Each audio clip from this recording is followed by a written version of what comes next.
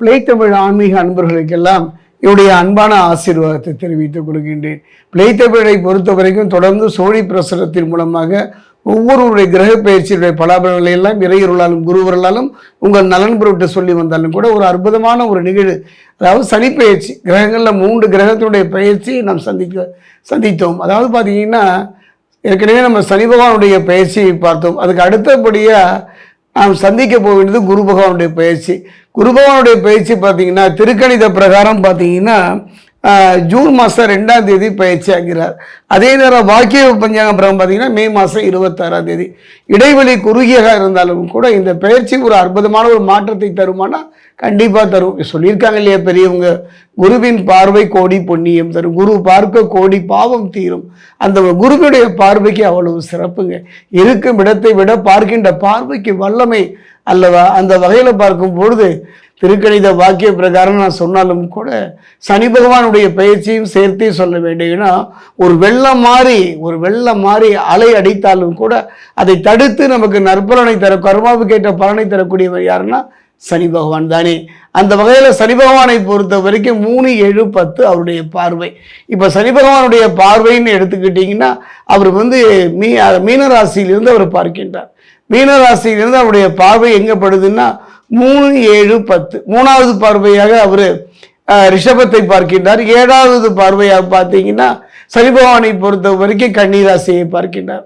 அதுக்கு அடுத்ததாக பார்த்தீங்கன்னா அந்த ஒரு பார்வை, அந்த 10வது பார்வை பார்த்தீங்கன்னா 3, 7, 10. அந்த வகையில் பார்க்கும் பொழுது சனி பகவானுடைய பார்வை நமக்கு எந்த விதமான பலனை தரும் என்று நம்ம எல்லாம் இப்போ பார்த்துக்கிட்டு தானே இருக்கோம். அந்த வகையில் குரு பகவானுடைய பயிற்சி, இந்த குரு பகவானுடைய பயிற்சியை பார்த்தீங்கன்னா குரு பகவானை பொறுத்த வரைக்கும் மிதுனத்திலிருந்து கடகத்துக்கு வருகின்றார். கடகத்தில் வருவது மட்டுமல்லங்க, அவர் உச்சம் பெறுகின்றார். அவர் உச்சம் பெறுகின்றது ஒரு அற்புதம். உச்சம் என்றால் என்ன? பலம் பெறுகின்றார். ஆனால் ஒரு சூட்சும ரகசியத்தை நான் சொல்லலைங்க. கடகத்தை பொறுத்த வரைக்கும் அவர் உச்சம் பெறுவதால் என்ன விதமான நற்பலனை தந்துவிட போகின்றார். ஏன்னா என்னுடைய அனுபவத்தில் கடகம் பார்த்தீங்கன்னா யாருடைய வீடு? சந்திரனுடைய வீடு. சந்திரனும் குருவும் பகைதானே. அங்கு அவர் பலம் பெற்றால் என்ன, பலகீனமானால் என்ன, ஆனாலும் கூட அதனுடைய தாக்கம் வீரியம் நம்மை பாதிக்கத்தான் செய்யும். காரணம் என்னன்னா, நமக்கு நம்பிக்கை இருக்குதோ இல்லையோ, ஆனாலும் கூட கண்ணுக்கு தெரியாத ஏதோ ஒரு சக்தி, ஏதோ ஒன்று நம்ம இயக்கி கொண்டு தான் இருக்கின்றது. அறிவு இருக்கிறது, திறமை இருக்கின்றது, ஆற்றல் இருந்தாலும் ஒரு காலகட்டத்தில் திகைத்து போகின்றோம், நடுங்கி போகின்றோம். இறைவனுக்கு இணையாக இல்லாவிட்டாலும் இறைவனால் இயக்கப்படுகின்றது. நம்மை மட்டுமல்ல, கிரகங்களும் அப்படித்தானே. அந்த வகையில் 2026 பார்த்தீங்கன்னா நம்மை சனி பயிற்சி கடந்து சென்று கொண்டிருக்கின்றது, நம்மை நகர்த்தி கொண்டிருக்கின்றது. அடுத்ததாக குரு பயிற்சி. வருடத்தின் இறுதியிலே நாம் ராகுகேது பயிற்சியை சந்திக்க போகின்றோம். இந்த குரு பயிற்சி நம் வாழ்வுக்கு ஒரு நல்ல நிலையை தராதா, நிம்மதியை தராதா, இழந்ததை திரும்ப பெற மாற்றோமா என்றெல்லாம் இயங்குவது இயற்கை தானே. அந்த வகையில் 2026 இந்த குரு பயிற்சி மகர ராசிக்கு, மகரத்தை பொறுத்தவரை எவ்வாறு இருக்கும் என்பதை இப்போ நம்ம பார்க்குறோம்.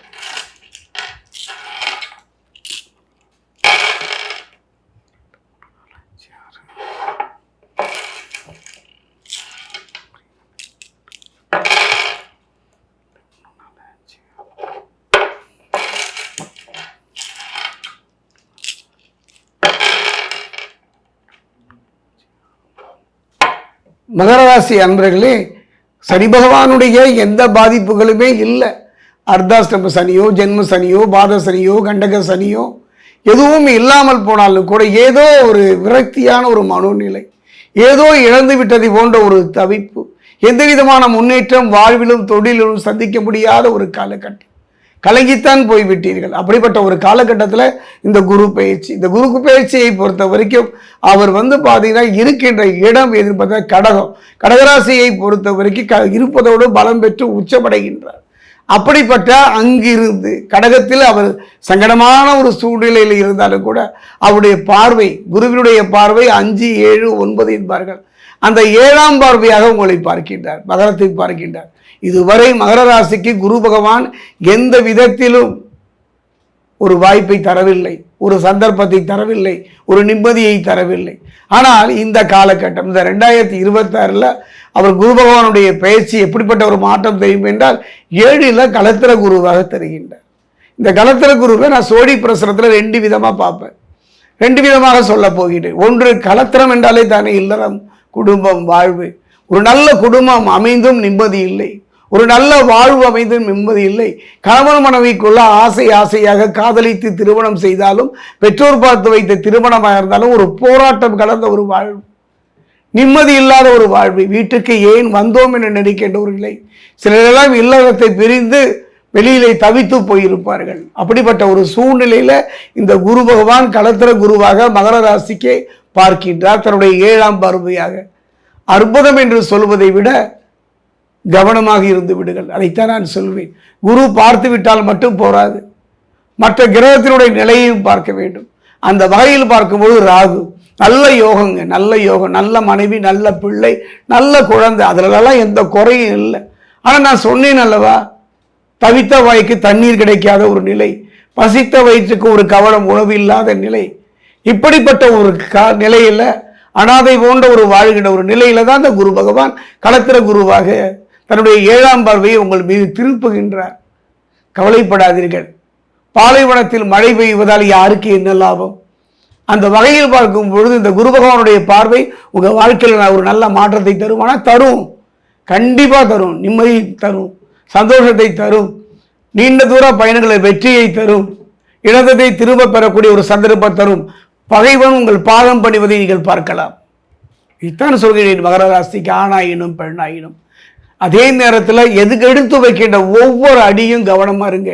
நீங்க யாரெல்லாம் நம்புகின்றீர்களோ, பெற்ற தாயாக இருக்கலாம், பிள்ளைகளாக இருக்கலாம், தந்தையாக இருக்கலாம், கணவனாக இருக்கலாம், மனைவியாக இருக்கலாம், நம்பிக்கை துரோகத்தை சந்திக்கின்ற ஒரு காலகட்டமாகத்தான் இது அமையும். இப்படிப்பட்ட ஒரு காலகட்டத்தில் எவ்வளவு கவனமாக இருக்கணுங்க. அந்த வகையில் பார்க்கும் பொழுது நிலவுக்கும் களங்கம் உண்டு என்று சொல்வார்கள். சற்று கவனமாக இல்லாவிட்டால் நிறைய இழப்புகளை சந்திக்கக்கூடிய ஒரு சூழ்நிலை அமையும். என்னங்க, குரு பகவானுடைய 7ஆம் பார்வை அப்படி இப்படி என்றெல்லாம் சொல்வார்களே, நீங்கள் இப்படி சொல்க. ஆமாம், அப்படித்தான். அதாவது பழுத்த பழத்தை நோக்கிதான் அணிகள் வரும், வெள்ளத்தை நோக்கிதான் எறும்புகள் அலையாக வரும்.